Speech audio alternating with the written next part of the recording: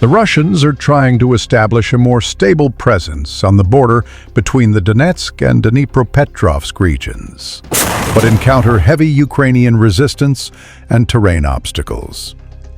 To bypass the problematic area, they launched a risky pincer movement on the flank, hoping to surprise the Ukrainian defenders.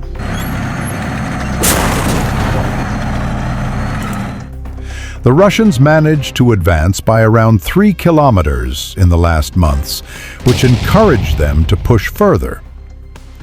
Russia's operational goal here is to capture Pokrovske, a key logistical hub that could open the gates to Zaporizhia and would allow them to bypass the strong Ukrainian defense lines to the southwest.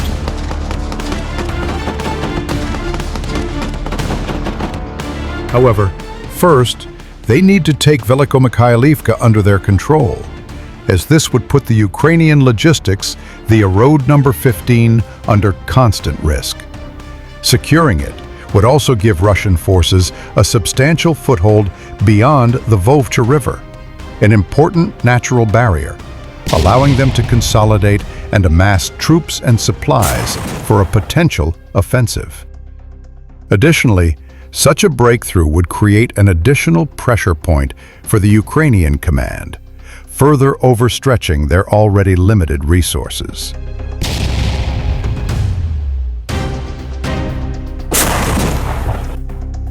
However, Velykomykhailivka's terrain favors the Ukrainians, with a forest shielding it from the east and the winding Vovcha River to the south and east, making river crossings difficult and a frontal, mechanized assault nearly impossible.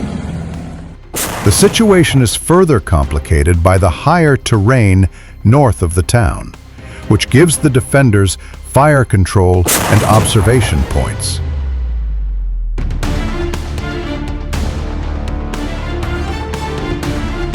Velykomykhailivka and the high grounds behind serve as a shield, as they are followed by open fields, which are harder to defend and would benefit the Russians if they managed to break through. Because of the disadvantages of the terrain, the Russian command has come up with a plan to outflank the defense and avoid a costly frontal assault. They will try to semi-encircle Velykomykhailivka by moving through Oleksivka towards Kolomitsi, and then starve the well-protected town by exerting fire control over the logistics route to Pokrovske and by shelling Velykomykhailivka itself.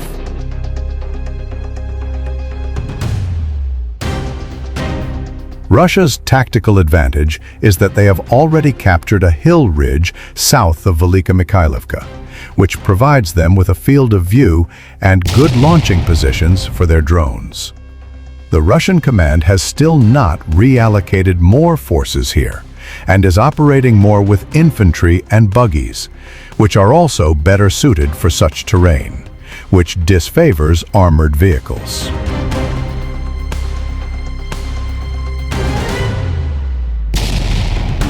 Geolocated footage shows how Russian soldiers have managed to move through the fields and were spotted once they reached the farm hangars in the eastern part of Oleksivka. So the Ukrainian command had to react quickly and opted for tanks to clear the infiltrators due to their speed and firepower.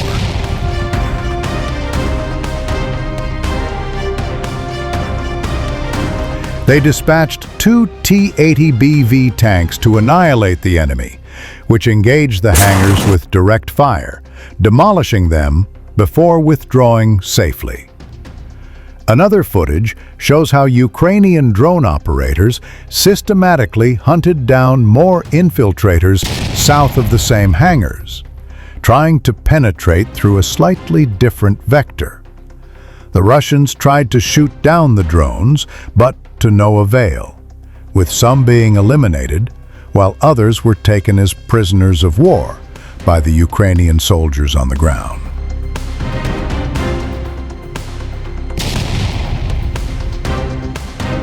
This prompted the Russian command to adjust its tactics from pure infantry attacks to using buggies, supported by military trucks with supplies, The idea was to approach the village quickly and dismount enough soldiers to establish positions inside it while avoiding the Ukrainian drones.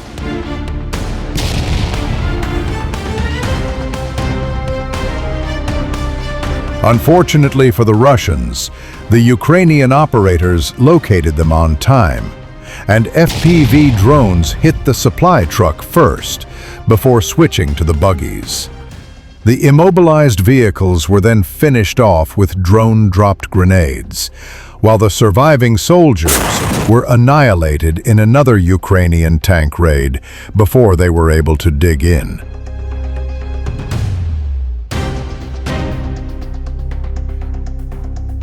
As a result, the Russian outflanking attempts were halted as the Ukrainians inflicted the enemy at least a dozen casualties, confirmed by footage from the outskirts of the village, littered with Russian corpses.